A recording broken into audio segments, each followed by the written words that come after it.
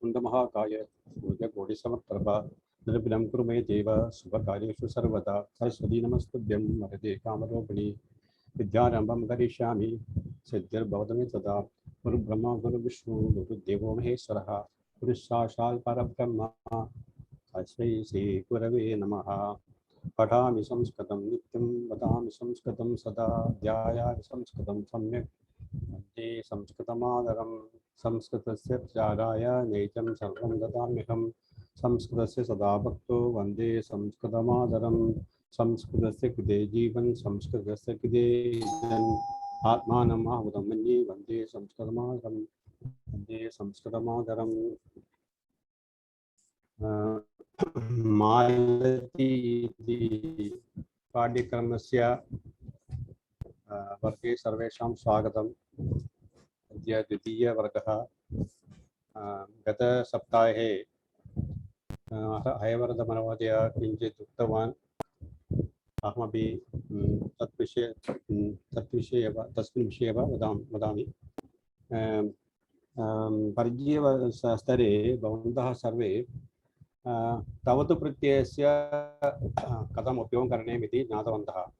भूतकालात् तावत् प्रत्ययः उपयुज्यते। एक उदाहरणं वदामि। रमेशः विद्यालयम् अगच्छत्। तस्य तावत् प्रत्ययः कदा भविष्यति? रमेशः विद्यालयं गतवान्। गतवान् इति तावत् प्रत्ययः अस्ति। तावत् प्रत्ययः क्रियापदस्य उपयोगं कर्तुं शक्नुमः, परन्तु वास्तविकतया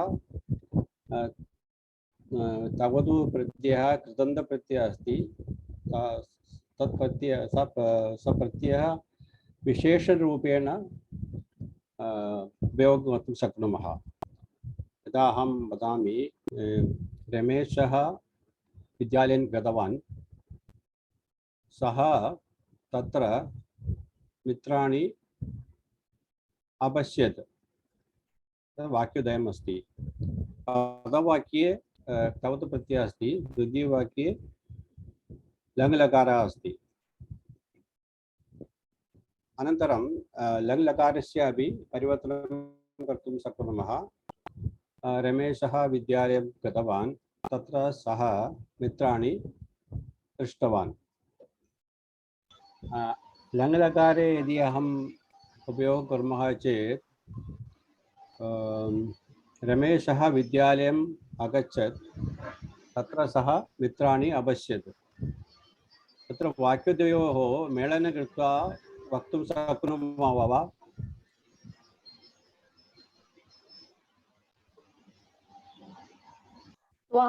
उपयुज्य वाक्योदयमस्ति। रमेशः विद्यालयम् अगच्छत्, तत्र सः मित्राणि अपश्यत्। वाक्योदयमस्ति। तत्र एकवाक्यं कर्तुं शक्नुमः वा? रमेशः विद्यालयं गत्वा मित्राणि अपश्यत् इति वक्तुं शक्नोमि वा महोदय? साधु वा तत्? शक्नोति। यदा रमेशः विद्यालयं गतवान्, तदा सः मित्राणि अपश्यत् इति वक्तुं शक्नुमः।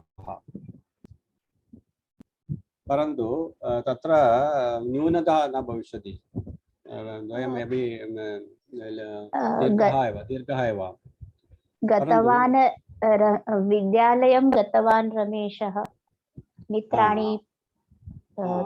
तत्र अहं वदामि, गतवान् इति विशेषरूपेण वयं प्रयोक्तुं शक्नुमः। कथं चेत् विद्यालयं गतवान् रमेशः मित्राणि अपश्यत् इति वक्तुं शक्नुमः। विद्यालयं गतवान् रमेशः। अन्तर्जालस्य समस्या अस्ति। इत्युक्ते गतवान् इति शब्दः रमेशस्य विशेषणपदं। विशेषण कर्तुः विशेषणं कर्तृपदमस्ति रमेशः। अतः तत्र विद्यालयं गतवान् रमेश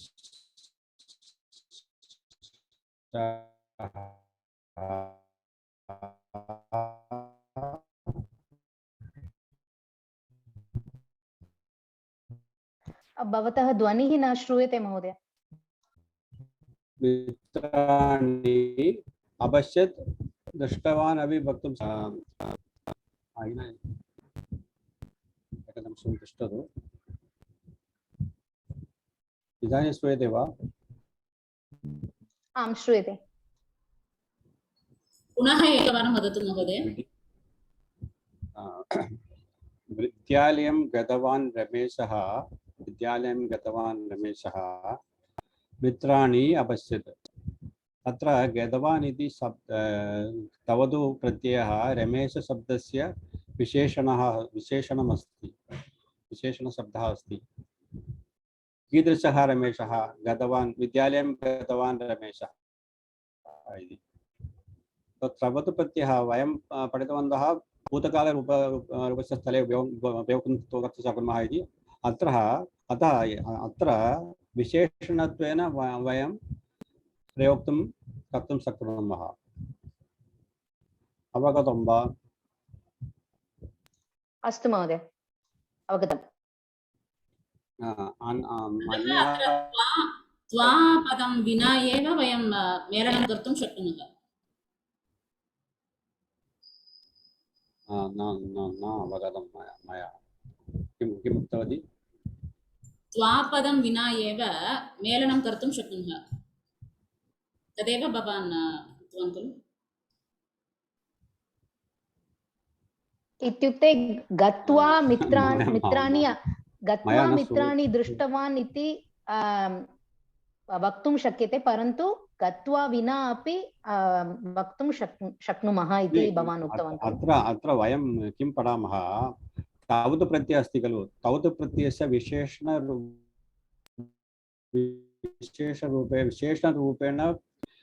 प्रयोक्तुं शक्यते। एकः विषयः अस्ति, मुख्यः विषयः अस्ति। गतवान्, पृष्टवान् इति भूतकाल अर्थार्थं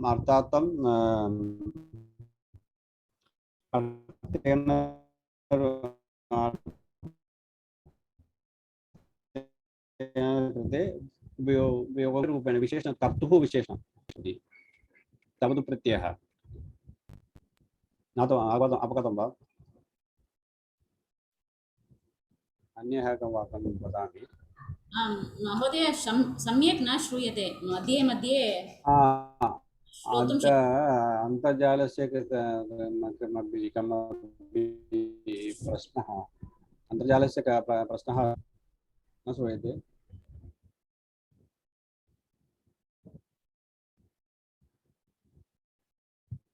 न श्रूयते। पूर्णं सम्यक् न श्रूयते महोदय, मध्ये मध्ये स्थगितः। अन्तर्जालस्य समस्या अस्ति खलु, अतः मध्ये मध्ये न श्रूयते। अहं वीडियो आफ् कृतवान्, तदापि लाभः नास्ति। इदानीं श्रूयते? न श्रूयते? श्रूयते महोदय, परन्तु खण्डितः समयानन्तरं न श्रूयते। खण्डितः भविष्यति। ब्रेकिंग मध्ये मध्ये ब्रेकिंग भवति खलु? आम् महोदय, आम्।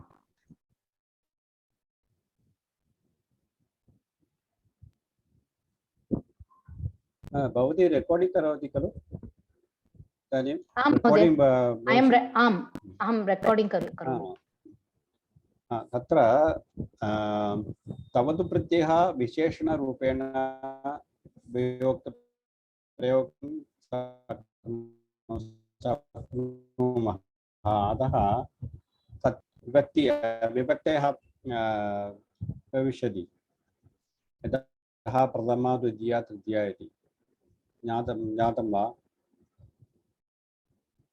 तवतु प्रत्ययस्य अपि विभक्त्यां प्रयोगं कर्तुं शक्नुमः। अहमेकम् उदाहरणं दास्यामि।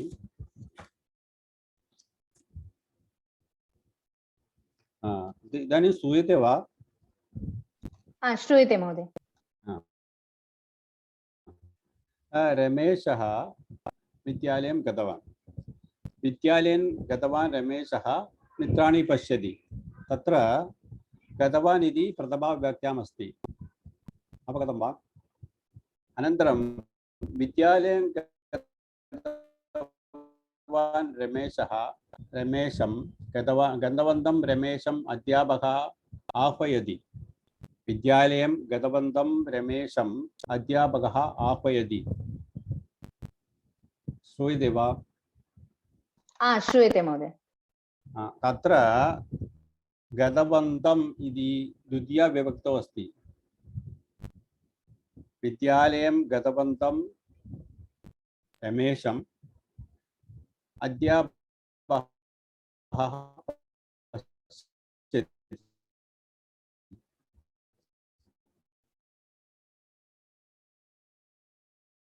इदानीं न श्रूयते महोदय। That Ramesh, that Adhyapaka is calling him.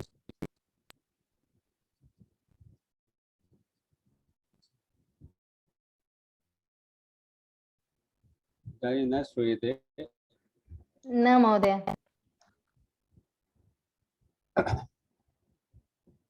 विद्यालयं गतवन्तं रमेशम् अध्यापकः आह्वयति।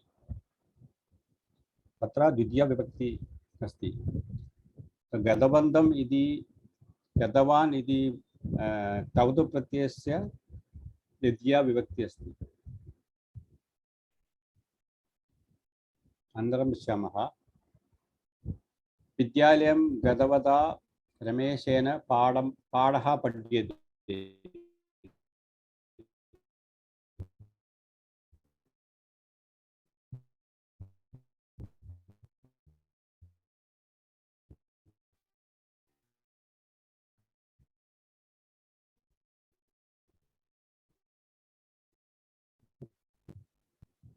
तृतीया विभक्ति विद्यालयं गतवता रमेशेन पाठः पठ्यते। तृतीया विभक्तौ अस्ति।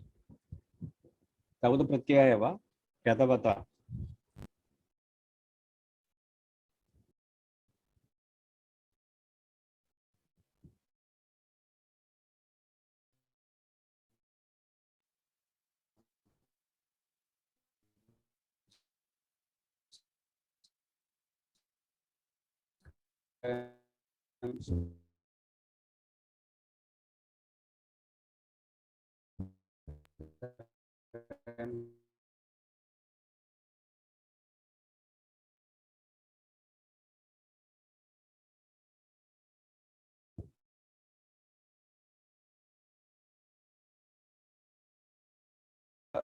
Of by him the lesson is being learned. Lesson is learning the lesson.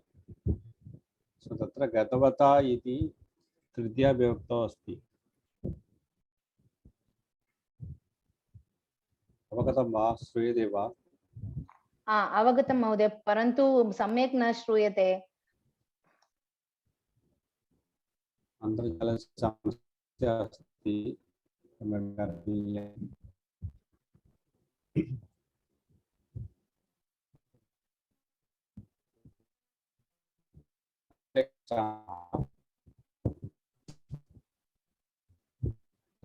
विद्यालयं गतवते रमेशाय पठनं रोचते। विद्यालयं गतवते रमेशाय पठनं रोचते। अत्र गतवते इति गतवान् इति गतवत् इति पाठपदमस्ति। गतवत् इति तवत् प्रत्ययस्य चतुर्थी विभक्त्याम् अस्ति। विद्यालयं गतवते रमेशाय पठनं रोचते।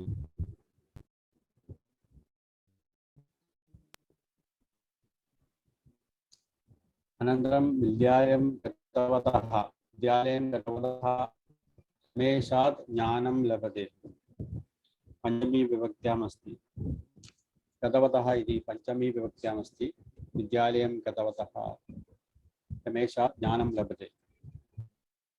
तत्रापि गतः इति रमेशस्य विशेषणमस्ति, तावत् एव।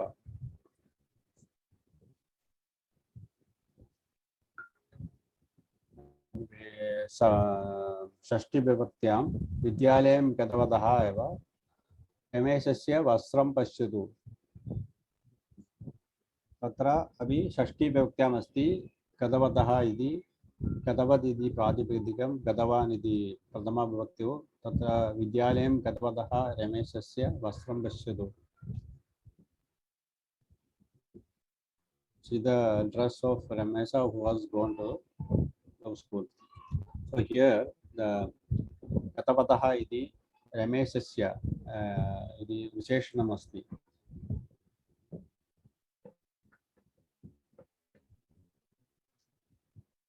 Anantaram Saptami Vibhaktyam Vidyalayam Gatavati Rameshe Anekaha Gunaha Sandhi. So there the Gatavati in Saptami Vibhaktyam asti. Rameshe, that also in Saptami. So Gatavati Rameshe Anekaha Gunaha Sandhi. So this Tavatu Pratyasya Rupani Kadam Bhavishati. Bhavan iti padam asti khelu Bhavan. Bhavan iti padasya rupah kadam bhavati. Tena rupena tena prakarana eva Tavatu Pratyasya api Rupani Bhavishati. Gatavan, Gatavanto, Gatavantaha. Pradama Bhaktyam. Ekatavan, Ekatavanto, Ekatavantaha. Sambodhana Pradama. Gatavantam, Gatavanto, Gatavataha. The Vidya Vibhaktyam. Gatavata, Gatavadhyam, Gatavadbihi. Sadurti, Gatavadi. Diya Gatavada Gatavadhyam Gatavadbihi Tritiya Padi Gatavadhyam Gatavadbhyah Chaturthi Gatavadaha Gatavadbhyah Panchami Gatavadaha Gatavadoho Gatavatam Gatavadi Gatavadoho Gatavadsu. Iti Saptami Vibhaktyam Iti Rupani Bhavishyanti. Bhavan Shabda Rupena Tatra Rupa Parivartanam Bhavati. Avakavatam va? अवगतं महोदय. तत् इदानीं श्रूयते वा? श्रूयते महोदय. तत्र पुल्लिङ्गशब्दः स्त्रीलिङ्गशब्दः कथं भविष्यति? गतवती इति वयं जानीमः खलु. गतवती इकारान्त स्त्रीलिङ्ग इव ईकार स्त्रीगन्धरूपवत् तत्र रूपाणि भविष्यति. नदी शब्दवत् नदी कथं भविष्यति? नदी नद्यो नद्यः इति भविष्यति खलु. अत्रापि गतवती गतवत्यो गतवत्यः गतवती गतवत्यो गतवत्यः गतवतीं गतवत्यो गतवतीः नदीं नद्यो नदीः गतवत्या गतवतीभ्यां गतवतीभिः नद्या नदीभ्यां नदीभिः गतवत्ये नद्ये नदीभ्यां गतवतीभ्यां गतवतीभ्यः गतवत्याः नद्याः गतवतीभ्यां गतवतीभ्यः गतवत्याः गतवत्योः गतवतीनां गतवत्यां गतवत्योः गतवतीषु. इति स्त्रीलिङ्गे भविष्यति.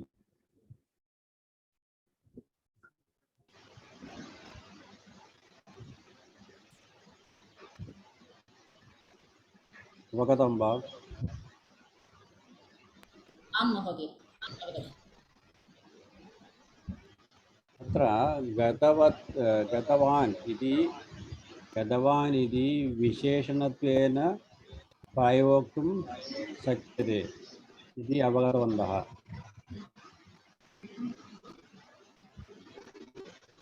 अहम् अन्यः उदाहरणं दास्यामि।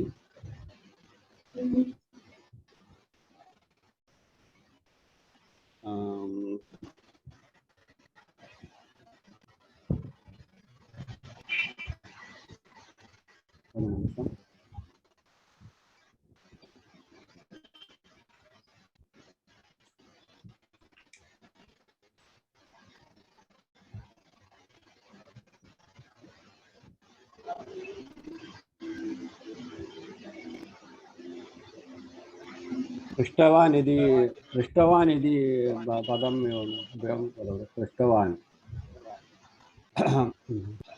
पृष्टवान् इति पदम् उपयुज्य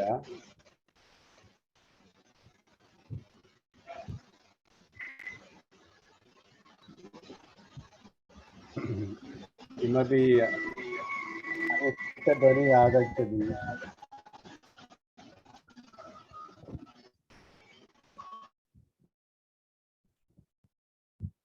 इदानीं श्रूयते वा?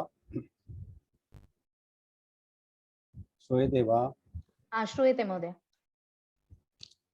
अहम् एकं पदं दास्यामि। पृष्टवान्। पृष्टवान् इति उपयुज्य एकं वाक्यं वदतु। का वदति? विशेषत्वेन प्रयोगं भविष्यति। अहं प्रयत्नं करोमि महोदय। करोतु। छात्रः पृष्टवान् पृष्टवन्तं छात्रं अध्यापकः दृष्टवान्। पृष्टवता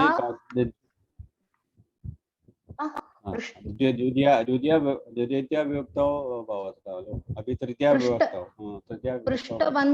पृष्टवन्तं छात्रम् अध्यापकः ताडयति, ताडितवान् अथवा पृष्टवता छात्रेण सह अहं विद्यालयं गतवती। पृष्टवते छात्राय अहं पुस्तकं दत्तवती। पृष्टवतः छात्रात् अहं पुस्तकं स्वीकृतवती। पृष्टवतः छात्रस्य नाम सुरेशः। पृष्टवती छात्रे उत्तमानि गुणानि सन्ति। साधु वा महोदय? उत्तमाः गुणाः सन्ति। गुणानि इति नपुंसकलिङ्गं नास्ति इति सम्यक् एव। उत्तमं सम्यक् उक्तवती। अनन्तरम् एकं पदं दास्यामि।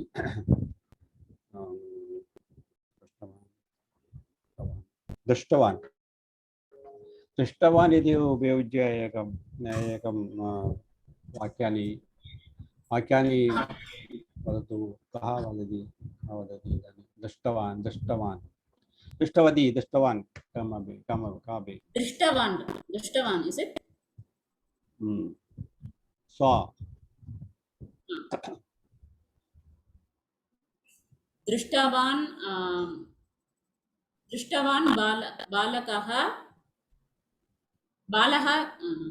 बालः दृष्टवान्। दृष्टवन्तं बालकं माता चित्रं दृष्टवन्तं बालकं माता आहूतवती। दृष्टवता बालकेन सह अध्यापिका गच्छति। Can you use gachati for that? Gachati can use. See that the thing is तत्र किं भविष्यति? लकारस्य एव प्राधान्यं भविष्यति। लकारस्य च कालः अस्ति, सा एव कालः कृदन्तस्य अपि भविष्यति। अत्र एकः नियमः अस्ति। दृष्टवान् अस्ति इति खलु? दृष्टवान् अस्ति इत्यत्र अस्ति इति लकारः अस्ति। दृष्टवान् इति कृदन्तः अस्ति। अस्ति इति लकारस्य प्राधान्यं भविष्यति। सो लकारस्य च कालः अस्ति, सा एव कालः अपि कृदन्तस्य अपि भविष्यति। ततः दोषः नास्ति तथा। पृच्छदीपि सम्यक् एव। दृष्टवते चित्रं दृष्टवते बालकाय माता मोदकं दत्तवती। चित्रं दृष्टवतः बालकात् अहं कथां श्रुतवती। चित्रं दृष्टवतेः बालकस्य नाम गोविन्दः। दृष्टवतः खलु? पञ्चमी दृष्टवतः तदेव उक्तवती खलु। दृष्टवते इति उक्तवती षष्ठी विभक्त्यां। That's also दृष्टवतः एव षष्ठी अस्तु। षष्ठी अस्तु दृष्टवतः। दृष्टवतः बालकस्य नाम गोविन्दः। दृष्टवती बालके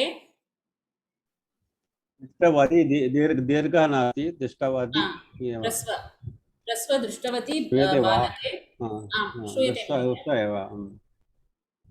दृष्टवती बालके अनेके गुणाः सन्ति।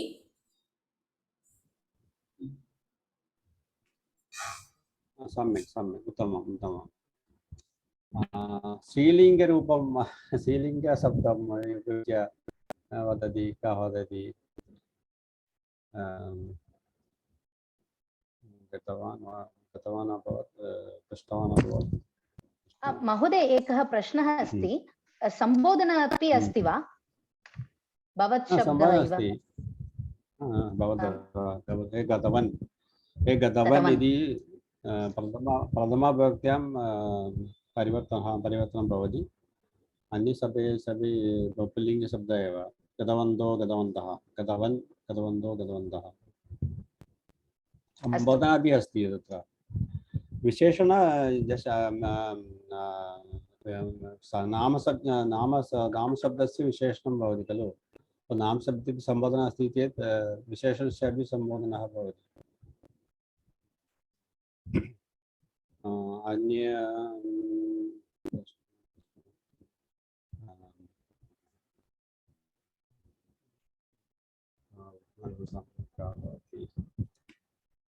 गीतवान् गीतवती इति पदम् उपयुज्य स्त्रीलिङ्गे वदतु। स्वप्न महोदय वदति वा? नीतवती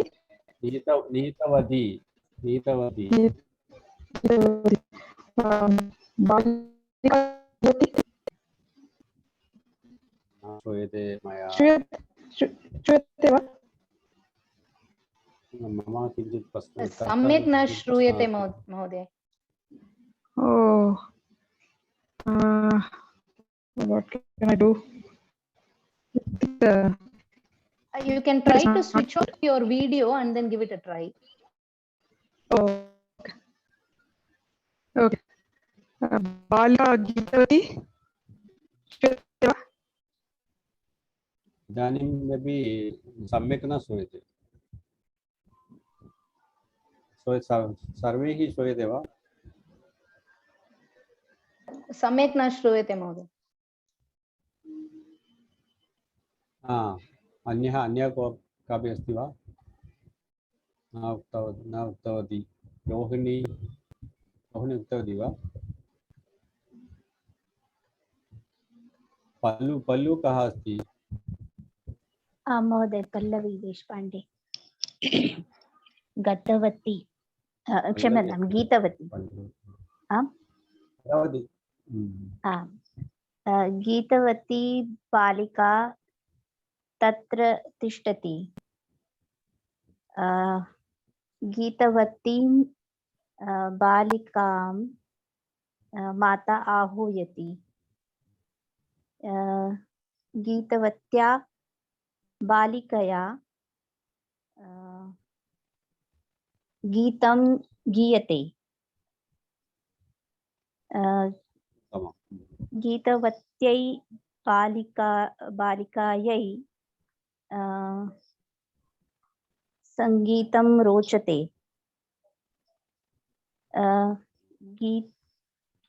पञ्चमी किमस्ति नद्याः गीतवत्याः गीतवत्याः बालिकयाः अ,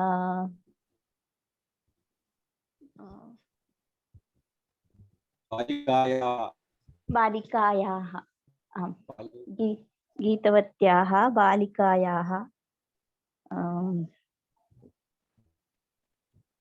अहं गीतं श्रुतवती सम्यक्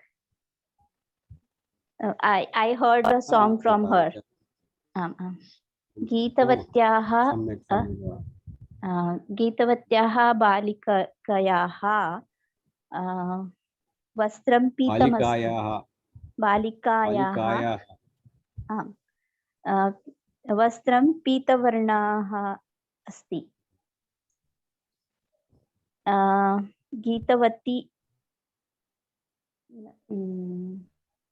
सप्तमी किमस्ति गीतवती आम् आम् गीतवत्यां बालिकायां उत्तमाः गुणाः सन्ति किमपि अन्यापि वक्तुं शक्नोमि प्रयत्नं करोमि उत्तमं उत्तम किं वदति गीतवत्यां बालिकायां माता स्निह्यति इति वक्तुं शक्नुमः स्निह्यति इति पदस्य उपयोगे सप्तमी भवति आम् स्निह्यति आम् विश्वसति स्निह्यति इति सप्तमी विभक्त्यां प्रयोगं कर्तुं शक्नुमः तत्र अनन्तरम् इदानीं तवदु प्रत्ययस्य विशेषणत्वेन प्रयोगः वयं पठितवन्तः तप्रत्ययस्य अपि विशेषणत्वेन प्रयोक्तुं शक्नुमः पश्यामः चेत् इतोपि कापि संशयः अस्ति वा इतः पर्यन्तं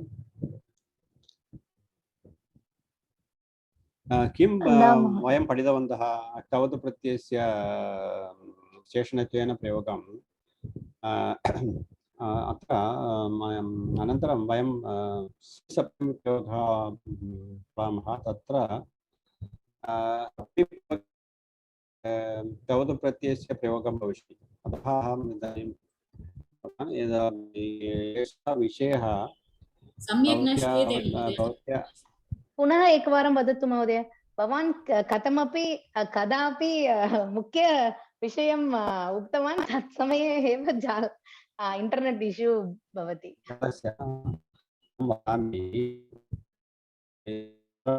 तवतु प्रत्ययस्य विशेषण श्रूयते वा न श्रूयते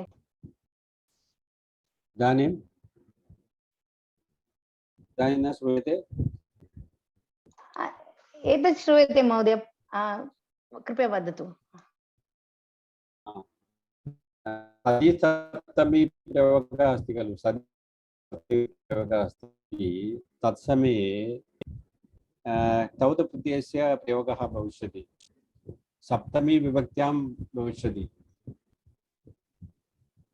श्रुतं वा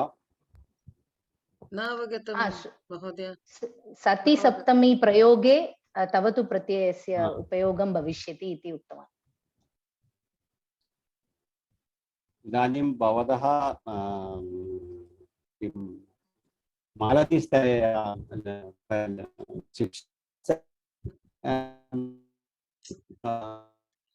विषयः न भविष्यति तवतु प्रत्ययस्य विशेषत्वेन प्रयोगः न भविष्यति किमपि तदापि अहम् उक्तवान् तवतु प्रत्ययस्य विशेषणत्वेन प्रयोक्तुं शक्नुमः इति विषयः अहं पाठितवान् तत्र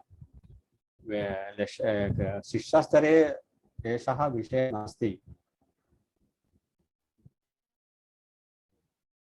अवगतं वा न अवगतं महोदय। अवतु प्रत्ययस्य विशेषणत्वेन विशेषस्य प्रयोगः वयं न पठितवन्तः खलु परिचयस्तरे।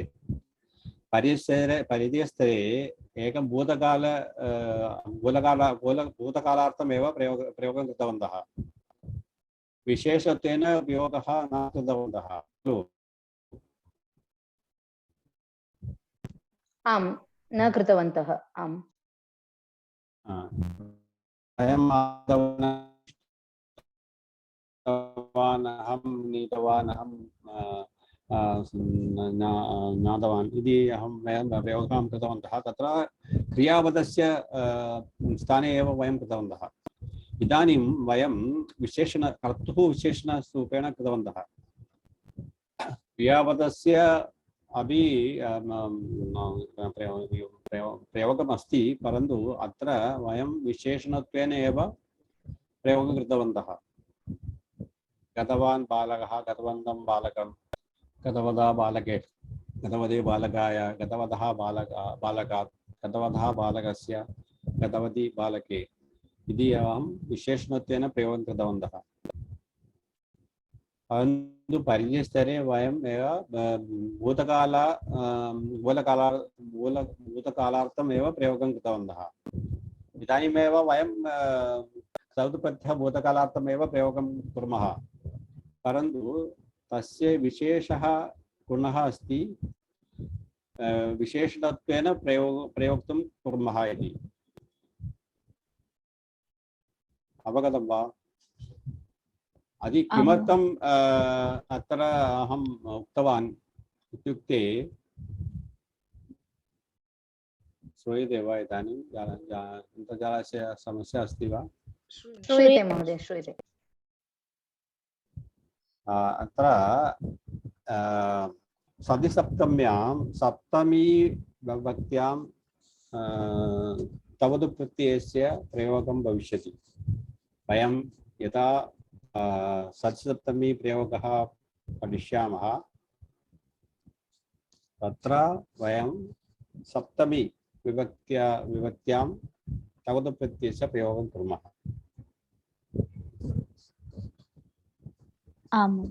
अवगतं वा? तवतु प्रत्ययस्य विशेषप्रयोगः अस्ति, विशेषणत्वेन प्रयोगः। वयम् अग्रे गच्छामः तवतु चेत् प्रत्ययस्य सप्तमी विशेषरूपमेव सतिसप्तमी वा? विशेषरूप सतिसप्तमी तादृशं नास्ति। यदा वयं सतिसप्तमी प्रयोगं कुर्मः, कृदन्तरूपस्य एव सतिसप्तमी भविष्यति, लकारस्य सतिसप्तमी न भविष्यति। किमर्थं? लकारस्य सप्तमी विभक्त्या नास्ति, परन्तु कृदन्तरूपाणां सप्तमी विभक्ति अस्ति, सप्तमी विभक्तयः सन्ति। अतः सतिसप्तम्यां तवतु प्रत्ययस्य, तत्प्रत्ययस्य, सानच् प्रत्ययस्य, सत्प्रत्ययस्य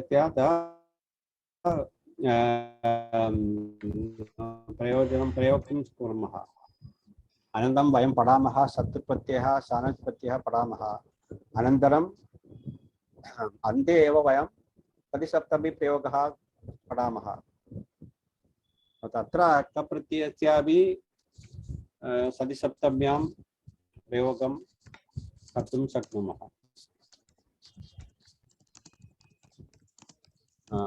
तत्प्रत्ययस्य कृते अपि किञ्चित् वदामि।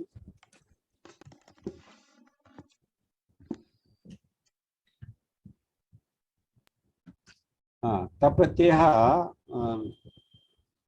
कर्मणि प्रयोगे भविष्यति, भूतकाल कर्मणि प्रयोगे भविष्यति इति वयं परिचयस्तरे पठितवन्तः खलु।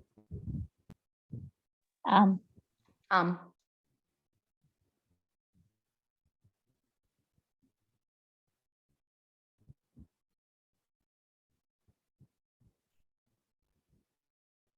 चार्ट् मध्ये किमपि लिखितम् अस्ति, कैन् यू रिपीट दिस् इंग्लिश? अवगतं वा मया? What I told regarding this usage of tavatu pratyaya in visheshana विशेषण विशेषभावस्य वयं कृतवन्तः खलु कर्तुः विशेषणं that is subject विशेषण of the subject. So we are using this tavadu pratyaya as a visheshanam to the karta. So there all the vibhaktis will come because it is a visheshanam. Even though it is a verb in some sense, it is also a visheshanam. So it is a mixture of verb and noun. It is a participle. So like in English, we have got frozen leg, frozen tree. So the freezing is the verb. Freeze is the verb, but frozen is the noun. Frozen tree, broken leg. Tatra broken is a participle, past participle, active past participle is the Angla Bhashayam uchyate. Understood, no? So like that, similar usage is there in Sanskrit also.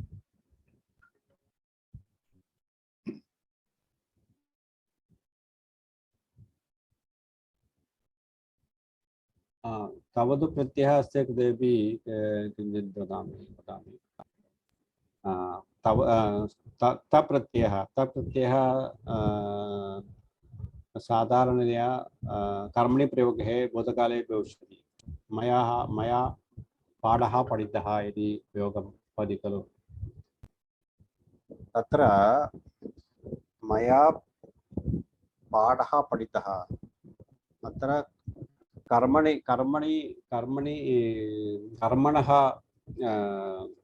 विशेषणत्वं भवति तत्प्रयोगेन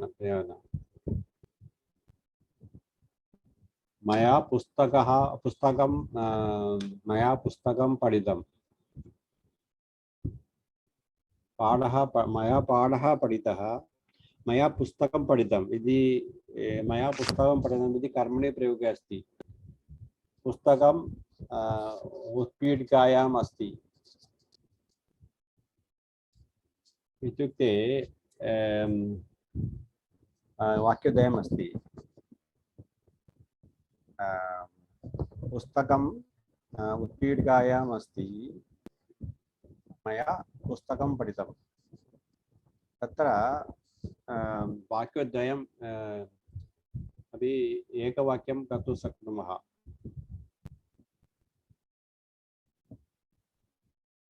मया पठितं पुस्तकम् उत्पीठिकायाम् अस्ति इति वक्तुं शक्नुमः खलु तत्र पठितम् इति कर्मणः विशेषणम् अस्ति कर्मणः किमस्ति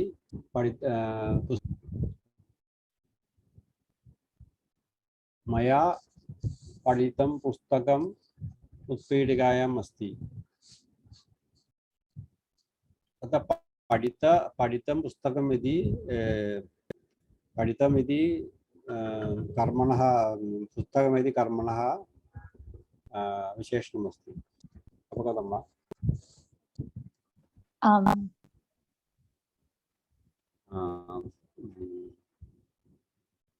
मया पठितं पुस्तकं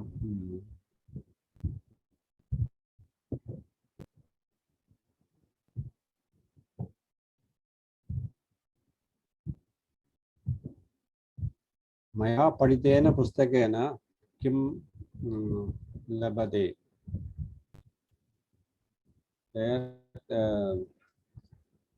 तृतीया विभक्त्यां प्रयोगमस्ति मया पठितेन पुस्तकेन किं लभते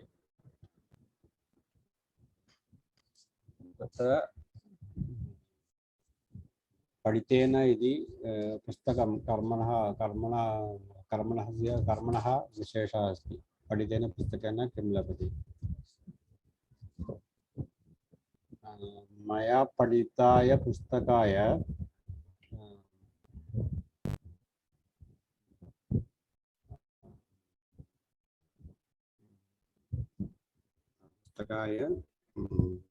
कथं प्रयोगं भवति आवृणोतु like cover it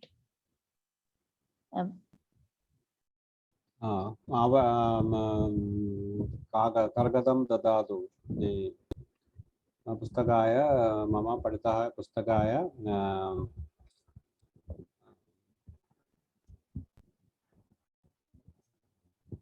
पुस्तकाय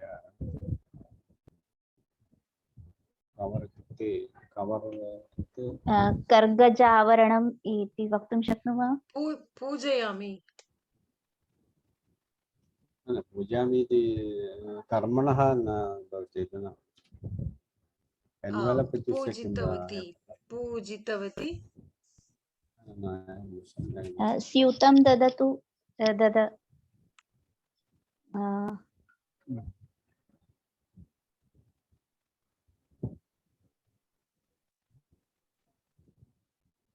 आवरणं ददातु इस् also correct. आवरणं means cover. What you told is correct. मया पठिताय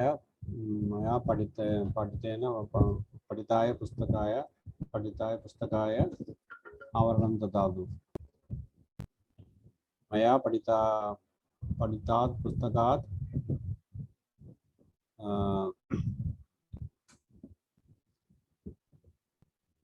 कथां शृणोतु। मया पठितात् पुस्तकात् कथां शृणोतु। मया पठितस्य पुस्तकस्य मूल्यं पश्यतु। मया पठिते पुस्तके अनेकाः विषयाः सन्ति। तत्रापि पठितः इति तप्रत्ययस्य विशेषणत्वेन प्रयोगः अस्ति। प्रयोगाः सन्ति। अवगतं वा? महोदय एकः प्रश्नः इत्युक्ते पठितम् इति नपुंसकलिङ्गे अस्ति अतः एव नपुंसकलिङ्गे विभक्तिः सन्ति वा इत्युक्ते मया पाठः पठितः इति पाठः पठितः सम्यक् एव पुस्तकं पठितम् इति भविष्यति नपुंसकम् अस्ति चेत् पुस्तकमिति नपुंसकलिङ्गम् अस्ति खलु अतः प्रथमा विद्याविभक्त्याम् अस्तु मया पाठः पठितः इति वदति चेत् मया पठितं पाठं इति विभक्ति अपि रामशब्द इव अकारान्त पठितः इति प्रयोगः रामशब्दः एव पुल्लिङ्गे शब्दे रमा शब्द इव स्त्रीलिङ्गे फलम् इति नपुंसकलिङ्गे भविष्यति। अस्तु महोदय अवगतम् पठितः पठिता पठितं स्त्रीलिङ्गे अस्ति चेत् पठिता नपुंसकलिङ्गे अस्ति चेत् पठितम्।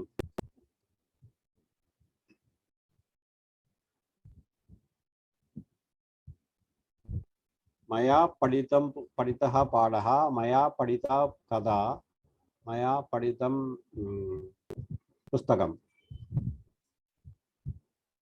तत्र रामशब्दवत् पुल्लिङ्गे शब्दे भविष्यति लता रमा शब्दवत् स्त्रीलिङ्गे भविष्यति फलं पुष्पं शब्दवत् नपुंसकलिङ्गे भविष्यति। एकं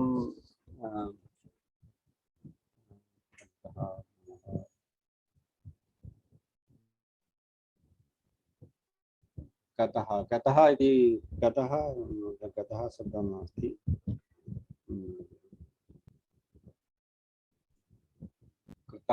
कृतः इति उपयुज्य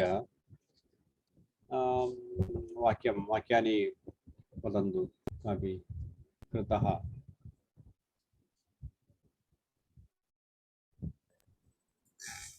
अहं प्रयत्नं करोमि महोदय। मया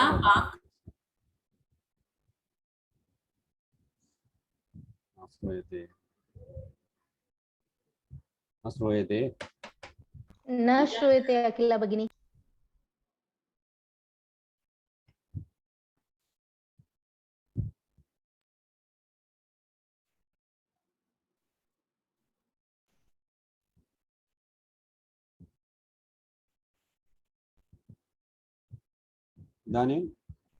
इदानीं श्रूयते वा?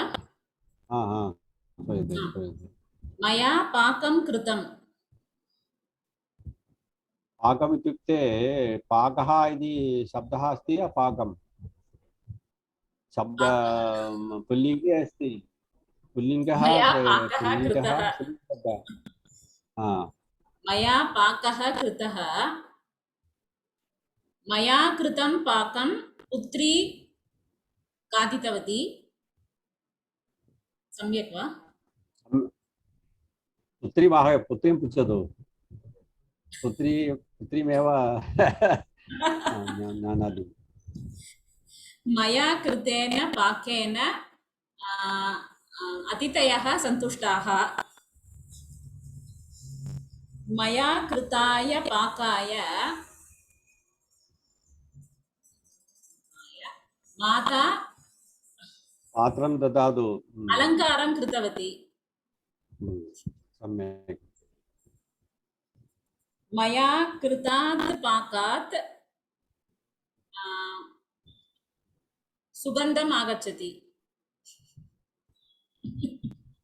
सम्यक् भगिनि मया कृतस्य पाकस्य रुचिः सम्यक् आसीत् मया कृते पाके 9 रसानि आसन् रसाः इति रसाः न षड् रसाः 6 रसाः आसन् सम्यक् उत्तमम् अन्य कोऽपि सन्ति अन्य क्रियापदः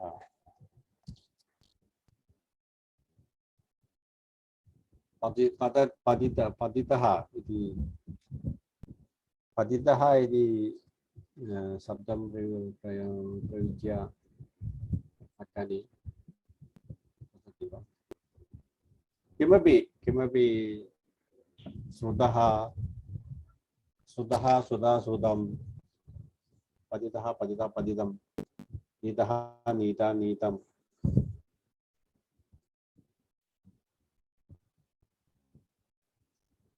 गादितः गादिता गादितं किमपि वियुज्य वक्तुं शक्नुमः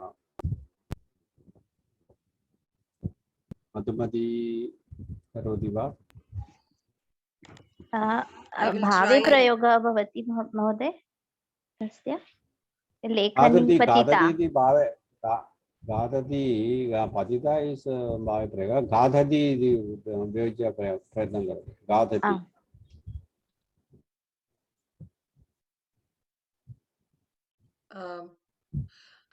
I'm Madhumati. You wanted me to try? Can I? गादति इति पदम् उपयुज्य वाक्यानि वदतु Khadati. गाचितः इति प्रयोगः गाचितः गाचिता गादितं Khaditam phalam. सम्यक् परन्तु सप्तविभक्त्यां Katinah.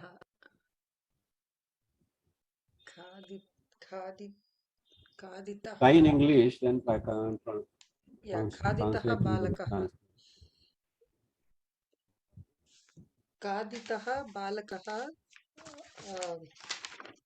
भोजनं करो भोजनं खादितं भोजनं Khaditam bhojan. खादितः भोजनं खादितं भोजनं किमपि Khaditam bhojanam. सुतः इति प्रेषितः Khaditam bhojanam.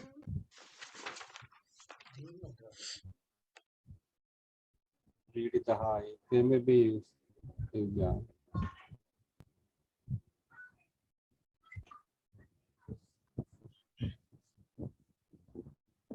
परिकल्पना मतलब that concept is it clear? That's what I want to say. The usage may be little difficult, but the concept should be clear. Whether we can use this taktayoda as a visheshanam to karma padam. Tapatya normally used in karmani prayogaha trayoge.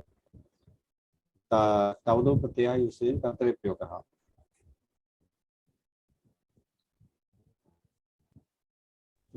कर्मणि कर्मणः विशेषणमत्वे खादितः खादितं फलं मधुरः खादितं फलं मधुरः भवति, मया खादितं फलं मधुरः भवति।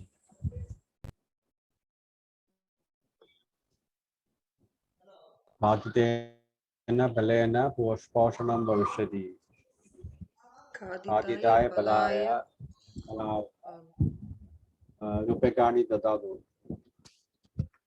खादितात् फलात् ऊर्जं मिलति। खादितस्य फलस्य वर्णः विधः।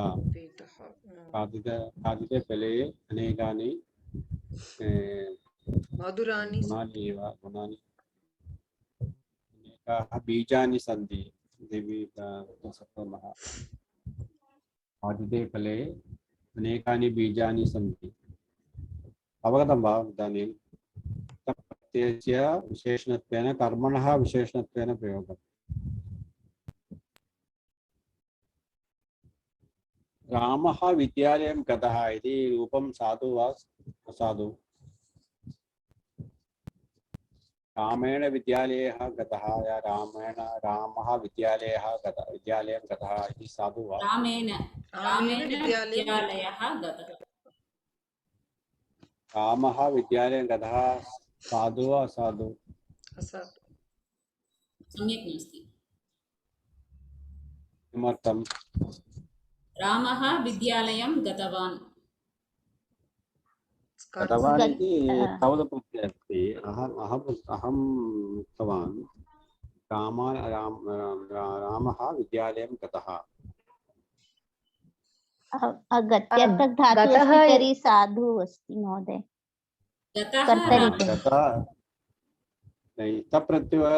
तप्रत्ययस्य कृते गत्यार्थकधातूनाम् अपि कर्तरि प्रयोगे प्रयोक्तुं शक्यते इति यः विशेषविशेषः। तप्रत्ययः गत्यार्थके धातूनां कृते कर्तुः विशेषणत्वेन प्रयोगं कर्तुं शक्नुमः। गत्यार्थः इत्युक्ते यथा गतिः भविष्यति।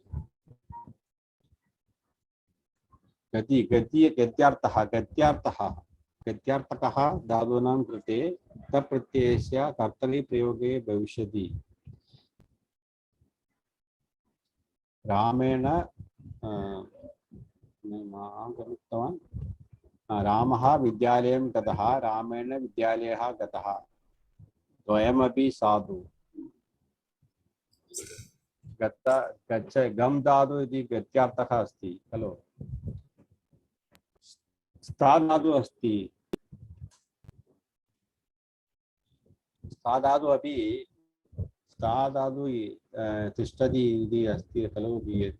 तदापि स गद्यार्थकः एव। तत्रापि वयं विशेषणरूपेण उपयोगं कर्तुं शक्नुमः वा? सभायाम् अनेकाः जनाः उपस्थिताः अभवन् इति वयं प्रयोक्तुं शक्नुमः। तत्र उपस्थिताः इति एकप्रत्ययस्य कर्तुः विशेषणम् अस्ति। गत्यर्थः अस्ति चेत् त्यक्तप्रत्ययस्य कर्तृप्रयोगः अस्ति, प्रयोक्तुं शक्नुमः इति एकः विषयः अस्ति। परन्तु गत्यर्थः के इति किञ्चित् क्लेशः अस्ति। यत्र कुत्रापि न प्राप्तवान्। गत्यर्थः इत्युक्ते के धातवः सन्ति इति। परन्तु वयं यत्र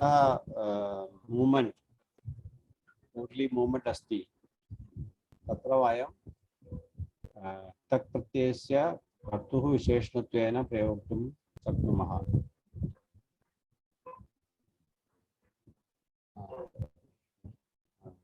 उदाहरणम् अस्ति।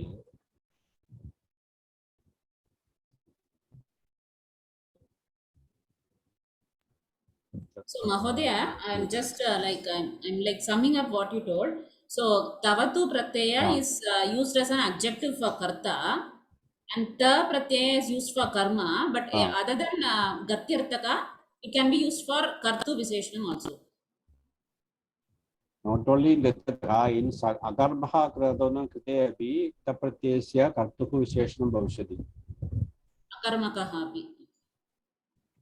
हसितः हसितः रामः तत्र कर्तुः विशेषणमस्ति हसितः रामः इति हसितः असदि इति अकर्मः धातुः अस्ति पतितं पर्णम् अत्रापि पतति पतति इति अकर्मः अस्ति तत्रापि कर्तुविशेषणं भविष्यति प्रत्ययस्य रिक्तप्रत्ययस्य विशेषणमस्ति द्वयमपि साधु कर्तुः विशेषणमस्ति भविष्यति कर्मणः अपि विशेषणं भवति यदा धातुः सकर्म अकर्मः चेत् प्रत्यर्थः चेत् या अकर्मः चेत् तक्तप्रत्ययस्य कर्तुविशेषणत्वेन अपि प्रयोक्तुं शक्नुमः we can use प्रत्ययः in as an adjective for karta in case of vityartaka dhatu and akarmah dhatu. जातः पुत्रः जातः इति तर्हि जातः is a प्रत्ययः प्लस पुत्रः जातः is सम्यक् एव is a correct साधु प्रयोगः एव. So if you read some of the Sanskrit stories or whatever maybe, you may come across so many words like this. Gataha, Jataha. See, these are all Gatyartaka. So when it is Gatyartaka or Sakarma Akarha, then we can use it in as a Kartari Prayoga also. So Hasitaha Ramaha Gachati iti sadhu. Sadhu. Hasitaha Ramam Pashyatu.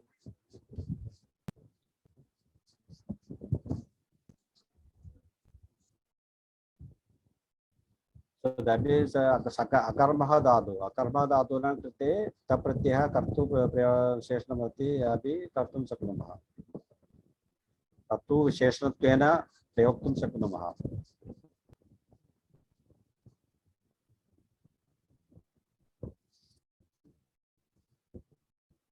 चिन्तयतु भवन्तः भवत्यः सर्वे कथं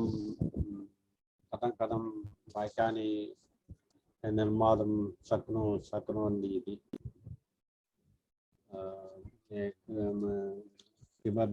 कमपि क्रियापदं स्वीकृत्य परिचलनं करोतु गृहे अपि गृहकार्यस्य रूपेण सप्त विभक्त्यां प्रयोगं कृत्वा वाक्यानि रचयन्तु.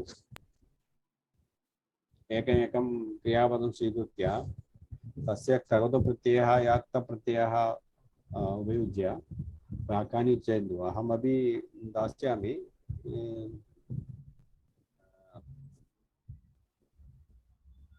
गाथति,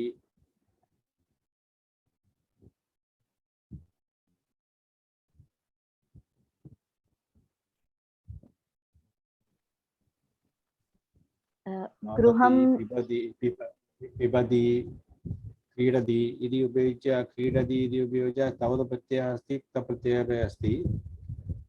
तत्र उपयोगं कर्तुं प्रयत्नं करोतु.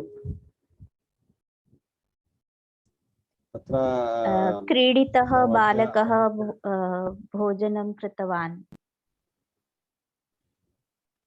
क्रीडति प्रत्यर्थकः एव. सः क्रीडितः बालकः इति कर्तुः विशेषणं भवितुम् अर्हति. अस्तु. ततः किं पठितवन्तः तत्र तवतु प्रत्ययस्य विशेषणत्वेन प्रयोगं तवदु प्रत्ययस्य कर्तुविशेषणं भविष्यति, तप्रत्ययस्य कर्मणः विशेषणं भविष्यति यदि धातुः गत्यर्थः अथवा अकर्मः चेत् कर्तुः अपि विशेषणं भविष्यति। अवगतं वा? आं महोदय, आम्। अवगतम्।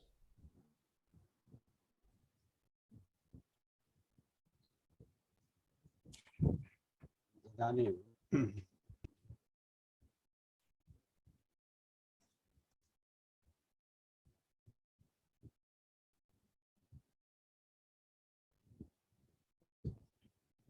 अहम् अद्य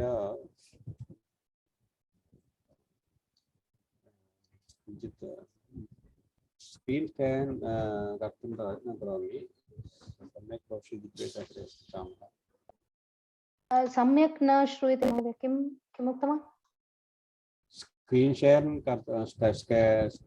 शेर् कर्तुं प्रयत्नं करोमि, सम्यक् भविष्यति वा इति।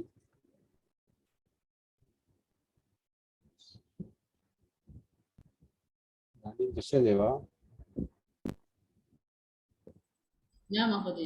Not this, sir. Not.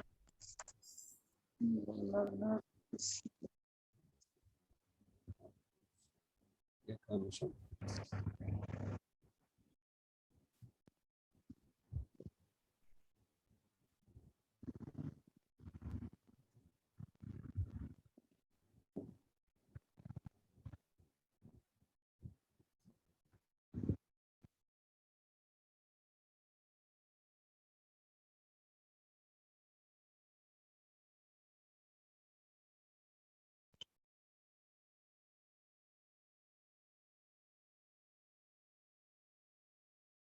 इदानीं गूगल पेज दृश्यते महोदय।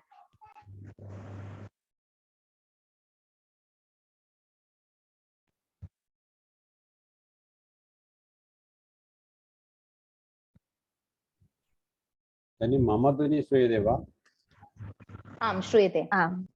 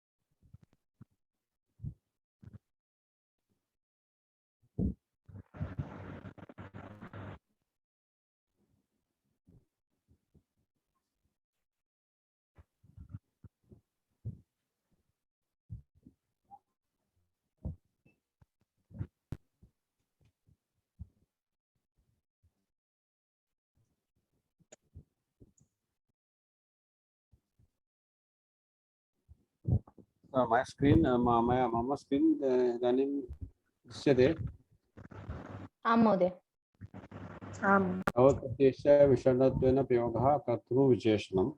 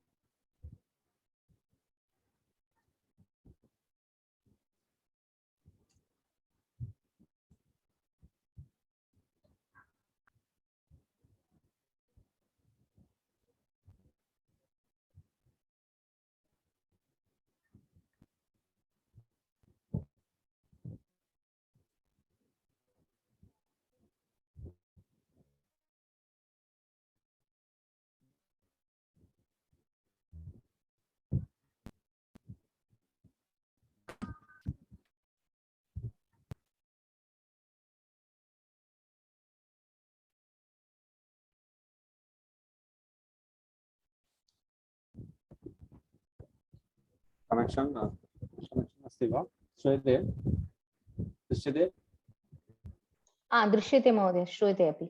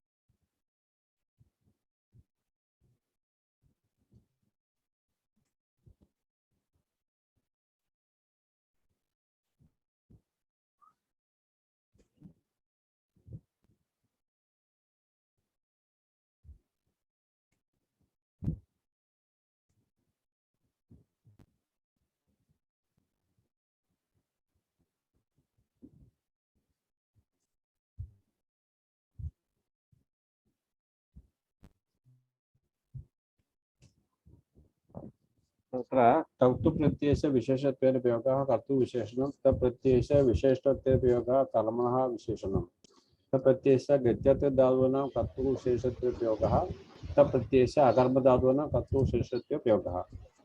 ये सर्वे वयं ज्ञातवन्तः खलु।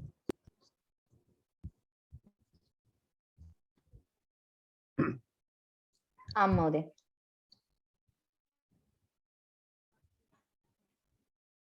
गत्यर्थकः धातूनां कृते के के धातवः गत्यर्थकः सन्ति इति न वक्तुं शक्नोमि इदानीं। अहं न प्राप्तवान्, परन्तु व्यवहाररूपेण वयं ज्ञातुं शक्नुमः गत्यर्थकः के स्थाधातुः तिष्ठति इति तत्र न गतिः नास्ति चेदपि स्थाधातुः गत्यर्थकः एव। गत्याः स्थगनं भविष्यति, अतः स्थाधातुः अपि गत्यर्थकः एव।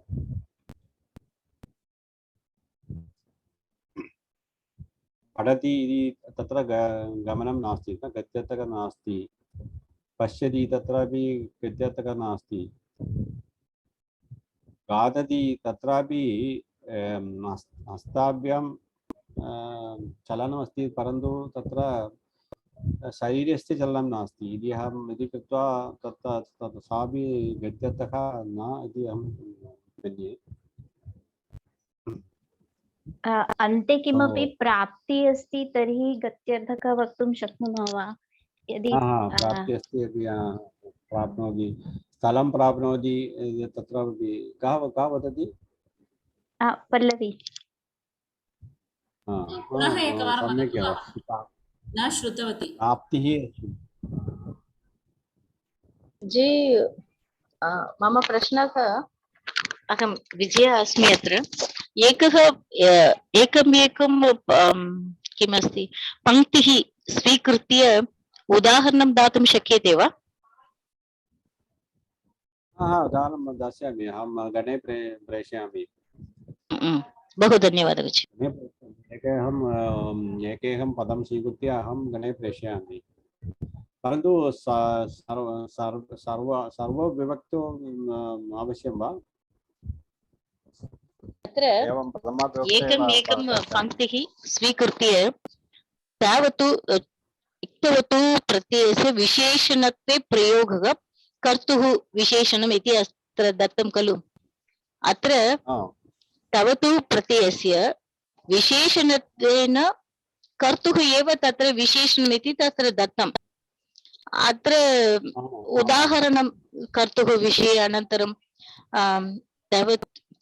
तावत् प्रत्ययस्य विशेषणत्वेन प्रयोगः, एतत् किञ्चित् चत्वारः पङ्क्तिः अत्र सन्ति। एतत् पङ्क्तिः स्वीकृत्य उदाहरणं दास्यति चेत् बहु सम्यक् एव मनसि स्थापनार्थं। भवतीनां गृहकार्यं तावदेव। भवत्यः एकं पदं स्वीकरोतु, किमपि क्रियापदं स्वीकरोतु, तस्य क्रियापदस्य तावत् प्रत्ययः निर्माणं करोतु, अनन्तरं विशेषणत्वेन प्रयोगं करोतु। गणे प्रेषयति वा अग्रिमे कक्षायां वयं चर्चां कुर्मः। भवत्यः एकमेकं क्रियापदं स्वीकरोतु, गत्यर्थकः सकर्मः अकर्मः धातूनां क्तप्रत्ययः स्वीकृत्य प्रयोगं करोतु। तावत् प्रत्ययस्य किमपि धातुः उपयुज्य प्रयोगं करोतु, परिशीलनं करोतु गृहे एव। तत्र भवती अस्ति खलु, लावण्य भवती एव अभ्यासवर्गः अस्ति। अभ्यासवर्गे किं किं कुर्वन्ति? इदानीम् आरम्भं न कृतवती खलु? इदानीमपि आरम्भं न कृतवती महोदय, परन्तु पुनरेकवारं व्याकरण किमपि भवान् पाठितवान् अस्ति चेत् तदेव अहमपि पुनरेकवारं चर्चां करिष्यामि। तत्रैव करोतु। भवत्यः सर्वे एकैकं क्रियापदं स्वीकृत्य वाक्यानि निर्मातु, अनन्तरं तस्य एव चर्चां करोतु अभ्यासवर्गे। किमपि प्रश्नः अस्ति चेत् पृच्छतु, तेन भवत्याः ज्ञानवर्धनं भविष्यति। अस्तु महोदय, कस्मिन् पुस्तके एतद् विषये अभ्यासाः सन्ति? किमपि पुस्तके अस्ति वा? पुस्तके अहं न दृष्टवान्। शानच् शत्रुप्रत्ययस्य अस्ति, परन्तु तवतु वाक्तप्रत्ययस्य अहं पुस्तके न दृष्टवान्, परन्तु अहं किमपि पठितवान्, तत्र अहं तत्र उपयुज्य अहं उक्तवान्। महोदय भाषाभागः का करोति? आमां भाषाभाग प्रथमभागे अस्ति। द्वितीयभागे यदा केचन अध्यायः अस्ति तत्र एव दत्तमस्ति। अहं प्राप्यामि चेत् तथापि अहं प्रेषयामि गणे। भाषाभाग प्रथमे पुस्तके द्वितीये पुस्तके द्वेपि द्वितीयपुस्तके अस्ति इति अहं चिन्तयामि। प्रथमपुस्तके न महोदय, प्रथमपुस्तके अस्ति सकर्मके कर्तरि अस्ति वा? आमां तत्र अस्ति वा? भवती शेर् कर्तुं शक्नोति चेत् शेर् करोतु। तत्र अभ्यासवर्गे एवं करोतु। आमां शेर् करोमि। तद् गत्यर्थः धातूनां तत्र आवली अस्ति खलु? आं पूर्णतया श्लेष नास्ति शिङ् इति अहं चिन्तयामि। आं श्लेष श्लिङ् स्था केवलं 12 एव 16 एव धातूनाम् अनन्तरमपि अस्ति।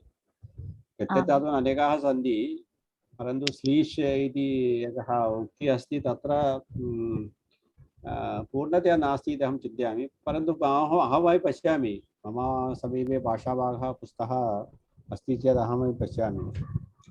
वास्तवः आसीत् मम समीपे, अहम् अन्वेषणं करोमि कुत्र अस्ति इति। अहं भाषाभागः कृतवान् पूर्णमेव। इदानीं भाषाभागः द्वितीयमपि कृतवान्। अहं पश्यामि, तत्र अस्ति चेत् अहमपि प्रेषयामि। गत्यर्थकधातूनां आवली अस्ति चेत् पश्यामः। भवत्याः समीपे अस्ति चेत् भवती एव शेर् करोतु, सम्यक् एव। आम् अस्ति महोदय, मम समीपे गणे प्रेषयामि वा? भवत्याः नाम किं? पल्लवी। भवती एव MA करोति वा संस्कृतविषये? न महोदय, न। का अस्ति MA करोति इति? का करोति MA संस्कृत व्याकरणं कापि करोति वा?